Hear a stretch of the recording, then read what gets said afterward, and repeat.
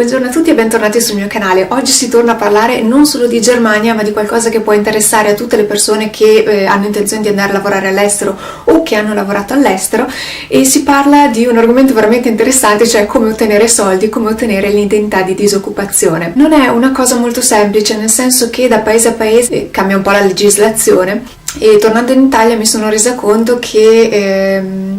anche qua, anche l'agenzia del lavoro non è esattamente in grado di darvi informazioni in merito, nel senso che io sono andata all'agenzia del lavoro a chiedere se avevo diritto a questa indennità e mi hanno mandato a un patronato che non sapeva sostanzialmente che risposte darmi, mi voleva rimandare indietro all'agenzia del lavoro. Avendo qualche conoscenza sono riuscita da queste persone ad ottenere qualche risposta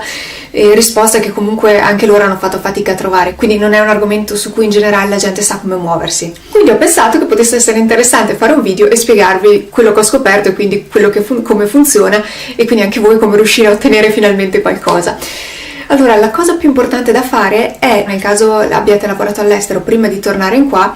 è informarvi bene sulle condizioni, perché sostanzialmente riuscite a ottenere l'indennità di disoccupazione solo se ne avete diritto nel paese in cui avete lavorato. Quindi la cosa più importante da fare alla fine è andare direttamente via all'agenzia del lavoro, che vi troviate in Inghilterra, che vi trovate in Francia o che vi troviate in Germania, chiedere se effettivamente ne avete diritto. Un'altra cosa importante da fare, ve li metterò qui sotto nella descrizione del video,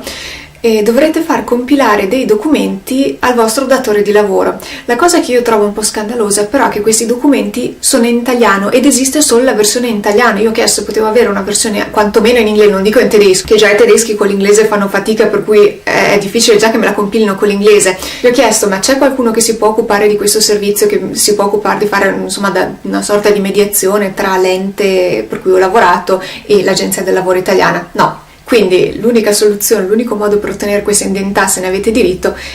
è riuscire a far compilare al vostro datore di lavoro straniero un modulo in italiano in cui dichiara che voi avete diritto a questa indennità secondo la legge. Allora, recuperare questi moduli non è stato per niente facile. Alla fine il vostro datore di lavoro dovrà andare a compilare una serie come, nome, cognome, eccetera, eccetera, e riuscite a inserirli anche voi. Il tipo di attività che avete fatto, la ragione della cessazione dell'occupazione, quanto avete guadagnato, e la parte ridicola però è: l'interessato ha diritto a prestazioni di disoccupazione dall'istituzione che rilascia il presente documento ai sensi dell'articolo 64-65b del regolamento CE, se della Comunità Europea forse ne sanno qualcosa, per il periodo da A. La cosa importante però secondo me di cui far menzione e da tenere sott'occhio è questa parte dove dice: l'interessato non ha diritto a prestazioni di disoccupazione dall'istituzione che rilascia il presente documento poiché A. non ha diritto ai sensi della normativa nazionale, che credo che sia riferita alla normativa nazionale della nazione in cui lavorate, oppure non ha chiesto l'esportabilità delle prestazioni di disoccupazione, il che mi fa sospettare che voi potreste averne anche diritto, però nel momento in cui non andate lì all'agenzia del lavoro chiedendo che queste prestazioni, una volta che ne avete diritto, vi vengano esportate all'estero, quindi in Italia non prendete niente. Quindi signori, il consiglio che vi do è: qualche mese prima di finire di lavorare andate dal vostro datore di lavoro con questi documenti, gli fate la traduzione voi, non so come, portate un amico che parla entrambe le lingue che ve la traduca e gliela fate firmare. Quindi, come dicevo, vi metterò questi documenti qua sotto nella descrizione del video. Se vi interessa potete guardarmi l'altro video che ho fatto a proposito di come trovare lavoro in Germania, anche perché negli altri stati europei non è che me ne intenda più di tanto. Ecco, questo è quanto, per cui se vi interessa andare a lavorare in Germania, andare a lavorare all'estero, ho un sacco di video che ne parlano.